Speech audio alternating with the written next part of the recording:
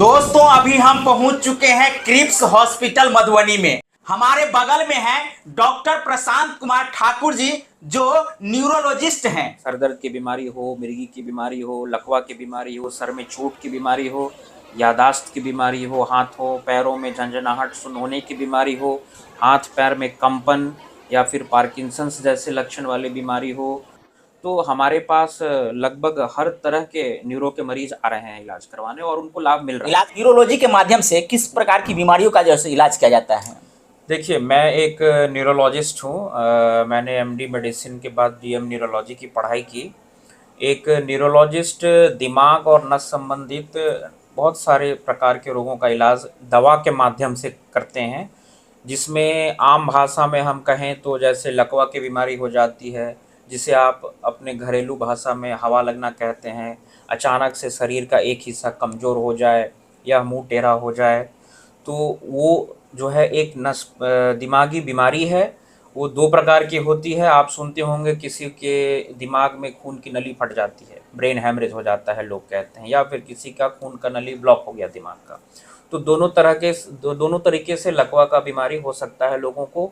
तो वैसे रोगी जिनको इस तरह की समस्या है वो न्यूरोलॉजिस्ट से मिल सकते हैं, सही परामर्श ले सकते हैं, दवा खा सकते हैं। और भी बहुत सारी सामान्य बीमारियां हैं, जैसे कि सर दर्द की बीमारी हो गई। काफ़ी सालों से जो लोग सर दर्द की समस्या से पीड़ित हैं, जिसको हम अक्सर सुनते हैं लोग कहते हैं माइग्रेन की बीमारी है, तो वो भी जो रोगी होते हैं वो भी न्यूरोलॉजिस्ट से परामर्श ले सकते हैं। एक बीमारी बहुत ही कॉमन है अपने समाज में, जैसे मिर्गी की बीमारी हम कहते हैं। मिर्गी के बारे में सर बातचीत करेंगे। लोगों में ऐसा भ्रम फैल गया है कि मिर्गी जो है सो लाइलाज बीमारी है। क्या ये लाइलाज है या इसका इलाज संभव है? देखिए, सबसे पहले तो मैं ये साफ कर देना चाहता हूँ कि मिर्गी लाइलाज बीमारी नहीं है। लोग बहुत सारी भ्रांतियाँ से ग्रसित होते हैं, तो वो चीज़ अपने मन से दूर करनी चाहिए। आपको सही समय पे एक न्यूरोलॉजिस्ट से परामर्श लेनी चाहिए और सही समय पे इलाज करेंगे, और जितना लंबा इलाज चलना चाहिए, मरीज़ का इलाज ढंग से चले, तो एक समय के बाद काफ़ी सारी दवाइयाँ बंद भी हो जाती हैं कई लोगों की। तो मिर्गी की बीमारी लाइलाज नहीं होती है, ये एक भ्रांति है। घरेलू भाषा में शरीर अकड़ जाना, शरीर लकड़ी जैसा टाइट हो जाना, झटके आना, मुंह से झाग आ जाना, आंख ऊपर की ओर हो जाना। तो कभी कभी आप अगर उस पर ध्यान ना दें तो ये जानलेवा भी हो सकती है। इसलिए तुरंत एक जो स्पेशलिस्ट चिकित्सक हैं, खास करके अगर न्यूरोलॉजिस्ट से आप मिलें, तो इससे मरीज और उसके परिजन को काफ़ी लाभ मिल सकता है। न्यूरोलॉजी के माध्यम से किस प्रकार की बीमारियों का जो है सो और इलाज किया जाता है? देखिए, काफ़ी सारी बीमारियां होती हैं। आदमी सामान्यतः आप सुनते होंगे कभी कभी कि आंखों की रोशनी चली गई, किसी का यादाश्त चला गया। आपको किसी न किसी चिकित्सक के संपर्क में शीघ्र आना है। और बहुत सारी बीमारियां होती हैं, वो फिर एक न्यूरोलॉजिस्ट ही उसका इलाज करते हैं बाद में जी। और भी कई सारी बीमारियां हैं, जैसे यादाश्त चला जाना, जिससे जैसे हम सामान्य बोलचाल की भाषा में या अक्सर अखबारों में देखते होंगे आप लोग भी, अल्जाइमर्स डिजीज़ कहते हैं। तो इन सब चीज़ों का इलाज जो होता है वो भी एक न्यूरोलॉजिस्ट ही करते हैं। और डिमेंशिया भी हम इसको कहते हैं। तो डिमेंशिया जैसी बीमारी जो होती है उसका सही समय पे इलाज बहुत आवश्यक है, वरना मरीज के जीवन की जो क्वालिटी होती है वो भी ख़राब हो जाती है, और जिस परिवार में वो मरीज रहता है उनके ऊपर भी काफ़ी ज़्यादा बोझ आ जाता है। बात करें सर कि बच्चों में जो है यादाश्त खोने की या कहें कि मंदबुद्धि की ये बीमारी जो है सो हो जाती है, तो ऐसे में उन लोगों को क्या करना चाहिए?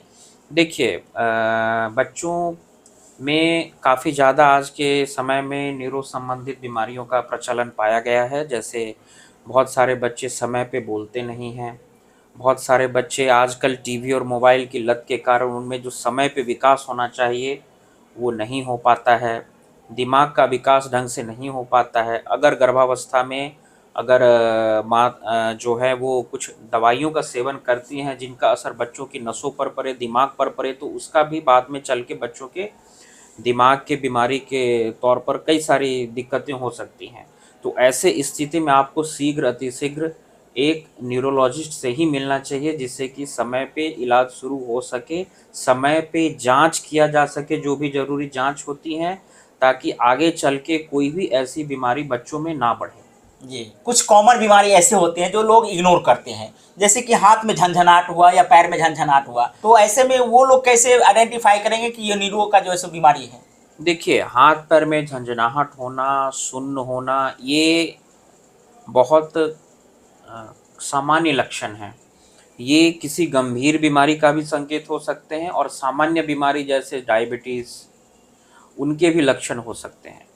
तो इस तरह की किसी भी समस्या हो, आप अगर किसी चिकित्सक के ट्रीटमेंट में हैं तो आप उनसे परामर्श लें और उनसे बात करें कि सर ये अगर कोई सामान्य बीमारी नहीं लगती है तो मुझे क्या करना चाहिए। वो आपको शीघ्र न्यूरोलॉजिस्ट के पास रेफ़र करेंगे और फिर न्यूरोलॉजिस्ट आपको नसों की जांच करके आपको कंफर्म कर सकते हैं, जिसे हम नर्व कंडक्शन स्टडी कहते हैं। वो नसों की जांच भी एक न्यूरोलॉजिस्ट करते हैं और नसों की अगर सामान्य बीमारी है या फिर कोई गंभीर बीमारी है तो फिर उसके हिसाब से उसकी डायग्नोसिस करके उसका इलाज न्यूरोलॉजिस्ट ही करेंगे। आपने कई बार अखबारों में, न्यूज़ में सुना होगा, हमारे बिहार में ही जैसे मुजफ्फरपुर में और उत्तर प्रदेश के गोरखपुर क्षेत्र में दिमागी बुखार बच्चों में काफ़ी ज़्यादा तादाद में मिलता है, ख़ास करके इस सीज़न में। तो ये भी एक दिमागी बुखार जो है वो भी एक न्यूरोलॉजिस्ट के संपर्क में आने से सही समय पे इसका सटीक इलाज शुरू हो जाएगा और इससे काफ़ी जल्दी लोगों को लाभ मिल सकता है। जी। सर, इसके लिए क्या-क्या जाँच कराने की ज़रूरत है? देखिए, जो कुछ जांचें होती हैं जो अक्सर एक न्यूरोलॉजिस्ट कराते हैं, उसमें सबसे बेसिक जैसे सीटी स्कैन हम लोग कराते हैं। जैसे किसी को हवा लग गया, लकवा की बीमारी है, मान लीजिए कोई शुगर या प्रेशर की दवा खा रहा है, ब्लड प्रेशर की, अगर आपका शुगर और ब्लड प्रेशर कंट्रोल नहीं है, अचानक से बीपी बढ़ता है, तो ऐसे में लकवा का खतरा बहुत ज़्यादा होता है। तो सबसे पहली जांच जो आप, अगर मरीज़ को आप जैसे क्रिप्स हॉस्पिटल में लाते हैं तो पहली जांच हम लोग यहाँ एक सीटी स्कैन करेंगे दिमाग का। कभी-कभी सीटी स्कैन के अलावा हमें एमआरआई कराने की भी ज़रूरत पड़ती है। कुछ तरह की बीमारियाँ होती हैं जिसे हम अंग्रेजी में जैसे मल्टीपल स्क्लेरोसिस कहते हैं। तो ऐसे केसेस में कई मरीजों का आँख का रोशनी चला जाता है या स्पाइनल कॉर्ड संबंधित बीमारियाँ हो जाती हैं, तो ऐसे में हम लोग एमआरआई भी कराते हैं। कई बीमारियों में जैसे दिमाग में टीबी का इन्फेक्शन हो या फिर एक बीमारी होती है न्यूरोसिस्टिसर्कोसिस, जो एक ख़ास प्रकार का कीड़ा होता है, उसकी इन्फेक्शन हो जाती है, तो उसमें भी हमें सीटी या फिर एमआरआई की ज़रूरत पड़ती है। इसके अलावा और भी जांच होते हैं जैसे मिर्गी के रोगों का या मिर्गी जैसे लक्षण वाले रोगों का आप ईईजी कराते हैं, तो वो एक न्यूरोलॉजिस्ट ईईजी देखकर मरीज के दिमाग में कहाँ समस्या है या फिर वो मिर्गी जैसा ही लक्षण है, इसको कंफर्म करते हैं। बाकी हाथ पैर के नसों की जांच होती है, नर्व कंडक्शन स्टडी हम उसे कहते हैं। और भी चीज़ें हैं जैसे हम आँखों की रोशनी अगर किसी की चली जाती है तो हम उसकी भी जांच करते हैं, जैसे वीईपी कहते हैं, जिसका फुल फॉर्म होता है विजुअल इवोक्ड पोटेंशियल। और भी कई सारी जांचें होती हैं। ये अभी जो मैंने बताया वो सामान्य 5-6 तरह की जांच हैं जो रोज़मर्रा के दिनचर्या में न्यूरो संबंधित रोग में लोगों का किया जाता है।